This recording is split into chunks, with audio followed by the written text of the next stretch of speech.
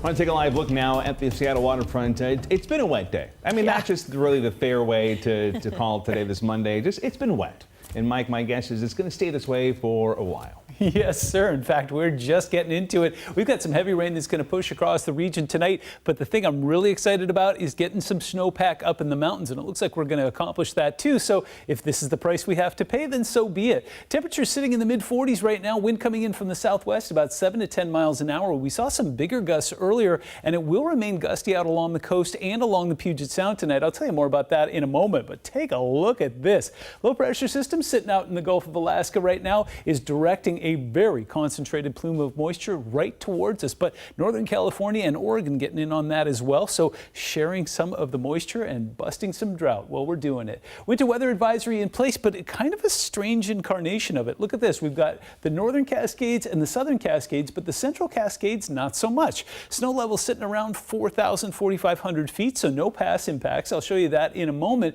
but look at this. Up towards Baker and down towards Crystal and White Pass, we could be looking at the potential for 1 to 3 feet by the time we get finished with this system. Flood watch is also in effect, as you may imagine, along the southwestern edge of the Olympics there, so Mason County could be looking at some excessive runoff and some moderate flooding, and of course the Skokomish near Potlatch looks like it could reach flood stage, but that happens basically every time it rains from my experience. Take a look at radar right now. We do have a very well pronounced rain shadow off towards the north and east of the Olympics, but virtually everybody else has got some wet roads out there. We saw some showers that passed through, or actually some heavier rain that passed through the Seattle metro earlier, now making its way off towards the north and east and into the foothills there near Duval, and some heavier rain that's falling along I-90 right now all the way up to Snoqualmie Pass. Yeah, that's coming down as rain and not as snow. Take a look off towards the coast. We're seeing some bands of heavier rain making their way onshore and pressing into the base of the Olympics there. So again, we could be looking at some runoff potential overnight tonight into tomorrow.